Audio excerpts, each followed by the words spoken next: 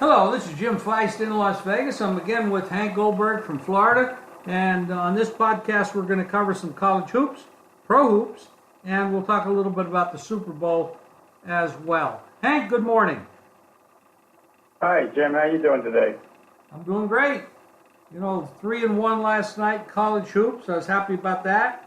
And I know you've been red hot with your college basketball as well for the most part. We've got a big card, not too much tonight. There's a small card, but huge card tomorrow. A lot of games. And, of course, we got the big race that's up on our website at jimfeist.com. You have your horses posted there. And, of course, in another 8 days, we have a little game called the Super Bowl that everybody's going to be interested in. We did have somebody came in town here the other day, Hank, and plopped down $2 million on the Philadelphia Eagles, and they lowered the line to 4.5, and that spread out across the town a little bit, and then it bounced back. It's still 4.5 or 5 all over the city. Well, I hope it goes back up because, as you recommended, I followed your advice and bet New England to win the Super Bowl before they beat Jacksonville last week, and so I'm hoping to take a middle. That's the position we took in the game. But I was hoping for as much as 6 points, and I think the number will go back up. But, the Eagles are pushing that number up. The Eagles supporter are pushing it down, and that's an emotional bet on their part. The lower it goes, the better I like our New England to win. But, you've got a secondary that's somewhat vulnerable for Philadelphia. But you've got New England, which, may have some difficulty because of the lack of a pass rush. So the reasons for both sides. It'll be interesting to see how the number goes. But Gronk is going to be healthy and ready to play, and New England will have most of the weapons ready to go, and I think it'll be a good watch to watch that game. I'm excited to watch it. The Super Bowl's a big event, and New England, what they've done in the history of this Belichick-Brady era is absolutely remarkable.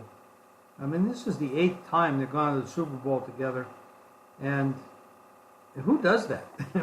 Who dominates a sport for that long a period of time?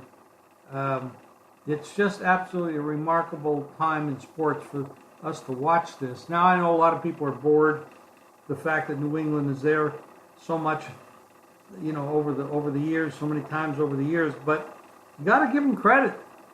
They got 31 other teams in the NFL, and the rest of the league has a hard time dethroning them. Good coaching. Right, Brady is still sharp at age 40, and if they can protect him, he can really take advantage of that Philadelphia secondary. Well, Philly had a great year. They did most of it with Carson Wentz at quarterback. So you really don't know what you're going to get out of Nick Foles. If he plays like he did last week, that's going to be a barn burner game. I don't know that you could ever play 2 games in a row like he did last week. It was absolutely amazing. But they've got a good coaching staff. They're a good team. They have a great record. Hardly anybody really was able to handle them all year long. It should be a good game. It should be a very good game. And something Foles has done it in the past, and he's put a bunch of good teams together. He has a good history, and it was a good. The general manager of the Eagles should get a lot of credit for having him available. So he's got a good strong arm, and and they've got a good running game to complement their passing game. Yeah, So, yeah, they do. yeah. New England, I didn't think looked that great against Jacksonville. They had all the breaks with the penalties, and Jacksonville did some pretty dumb things in the game that allowed New England to stay in it. I don't think Philadelphia is going to make dumb mistakes. They're very well coached. Schwartz is a very good defensive coordinator, and I think they've got a pretty good pass rush that might get to Brady and knock him around pretty good. Offensively, this coach has done a very good job. He's got some good coaches in his background who he learned from, starting with Don Shula, who I had lunch with yesterday. And, he went on to work with Andy Reid. And he's had, good success with, when he's got some Bill Walsh coaches in his pedigree. So he knows what he's doing, and he's got good preparation. And I think they'll come out ready to play. Oh, I'm sure they will. In college basketball this weekend, Hank, we've got a couple games that are pretty interesting to talk about. Virginia and Duke. I mean, these two teams are playing exceptionally well. They're different styles. I mean, Virginia will make you walk. I mean, they take the full time shot clock. They don't make a lot of mistakes. They don't turn the ball over much. Duke is a different kind of a team. And this is it's going to be a hell of a game. That's a very big game in that conference. You got a couple other games. You got Georgia is done pretty well this year. They're Kansas State, Oklahoma, Alabama. That's not a game to sneeze at. That's not a conference game, but Alabama's pretty tough. Oklahoma has that great kid. And they got some talent on that team. That is not a walkover for Oklahoma in any stretch of the imagination. There's a lot of very interesting games. And Penn State's coming off that big upset win over Ohio State. That was huge. And we down the whole card is very Oklahoma State, Arkansas. That's not such a great game, but it's a big game, but not a great game per se. But the biggest one probably is Kentucky at West Virginia. A lot of people feel that West Virginia could be down that Final Four at the end of the year. I don't think Kentucky is all that great. They are not all that disciplined. They don't defend all that well, and they get beat on the boards. West Virginia is a great defensive team. Talk about, I think they resemble Virginia in a lot of ways, in that they can slow down the pace, they can control pace in the game. And I think that game, people love to play Kentucky, but this is not one of his better teams. And Coach Cal is now taking up ripping Coach K, because Coach K is, he rips him for his presentation of selling kids on going to Duke because they get a better education going there, and it prepares them for life after basketball, which was Coach Calipari's presentation. And I think he's kind of got Coach K envy going for him right now. Because Coach K got the top 3 players coming in next year, and he said, he realized that he had to do the one-and-done program that Coach Calipari had been using.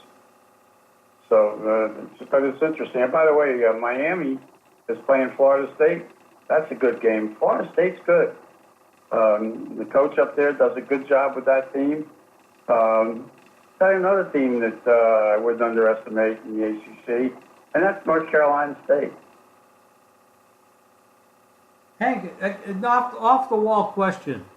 If you had to pick the teams that would be the Final Four in the NCAA championship event this year, who do you think it would be? I mean, just, I know it's an off-the-wall question. We didn't rehearse this or anything. Just. Well, I'll tell you, Purdue is really good. I think they're going to be in there. I think Duke will wind up there. Although Duke has some vulnerability on defense, they could get knocked off in the tournament. I think you got to keep an eye on Virginia. And I think West Virginia is a real deal. And I think they can beat Kansas. So those are 3 of the 4. I don't like any of the West Coast teams. Arizona State really hit the wall. They've been getting beat by everybody lately. They were good early in the season. But there's nothing out west. I don't think Gonzaga's, although they've been winning, beating some teams big, but I don't see them cracking that Final Four. And keep an eye on Michigan State. He's got a lot of talent. And Coach Izzo is a real good coach at the end of the year. Yeah, if they can control their turnovers, they can do a lot of damage. They got a tremendously talented team, no question. Hank, but Purdue's loaded. Purdue is really good. Yeah, they're very, very good. Hank, tomorrow there's a big race in South Florida, Gulfstream, called the Pegasus Stakes, the richest horse race in the world. And I just want to mention everybody, your basketball and your horse selections are up at jimfeist.com. They're there right now. And, I don't want to make this too long of a podcast, but Hank's been doing very, very well, and his horses all year have been exceptional. So do yourself a favor and go at least get his horses, because that'll be on national TV. You'll enjoy watching it. And a lot of horses in the race, but Hank usually comes up with the ones that finished first, second, third, and fourth. So get on board, get Hank's plays for hoops and horses. And thank you, Hank, for joining us this morning.